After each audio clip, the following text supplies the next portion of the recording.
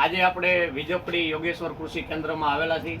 તેના ઓનર જે મહેન્દ્રભાઈ છે એ થોડાક ડુંગળી બાબતનું આ વિસ્તારમાં જે ડુંગળીનું વાવેતર છે એના પ્રશ્ન પૂછવા માગે છે. તો મહેન્દ્રભાઈને વાત કરીએ કે એના ડુંગળીની અત્યારે શું સમસ્યા છે. હા, તો અત્યારે ડુંગળીના પાકની અંદર બાફિયાનો અને વાયરસનો ખૂબ જ પ્રોબ્લેમ આવી રહ્યો છે.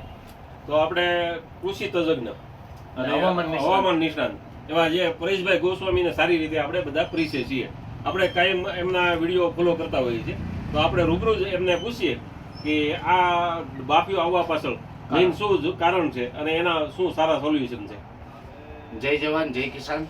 મહેન્દ્રભાઈ, પહેલા તો અત્યારે જે 24 થી 30 સપ્ટેમ્બરમાં વરસાદનો રાઉન્ડ આવ્યો ને અમુક જગ્યાએ જે ભારે વરસાદો પણ જોવા મળ્યા છે, એટલે વાતાવરણની જે ઇફેક્ટ છે એની વધારે અસર કરી છે. એટલે પહેલી વાત તો એ કે એક હળવું પાલર પાણી નીકળીએ તો એ ડુંગળીના પાક માટે સારું રહેશે. પણ પાલર પાણી કાઢતી વખતે ધ્યાન એ રાખવાનું છે કે ક્યારો એકદમ છલકવો ન જોઈએ, પાછળથી ક્યારો ફોડી નાખવાનું, પાણી ભરાવવું ન જોઈએ.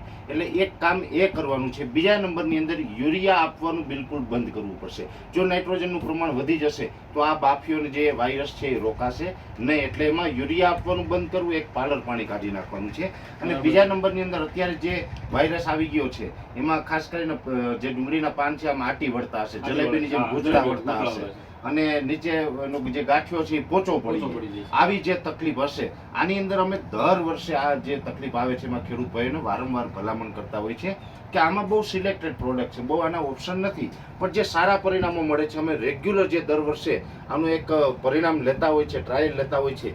એમાં આ જે તમારી પાસે પણ અવેલેબલ છે આ છે લિટમસ એગ્રીટેકનું લીચી. આ જે લીચી છે એ ચોકલેટ ફોર્મમાં આવે છે. એક પંપમાં એક ચોકલેટ નાખવાની ને હારે આ માઇક્રોન્યુટ્રન્ટ્સ એટલે બધા જે સૂક્ષ્મ તત્વો આવે છે જેમાં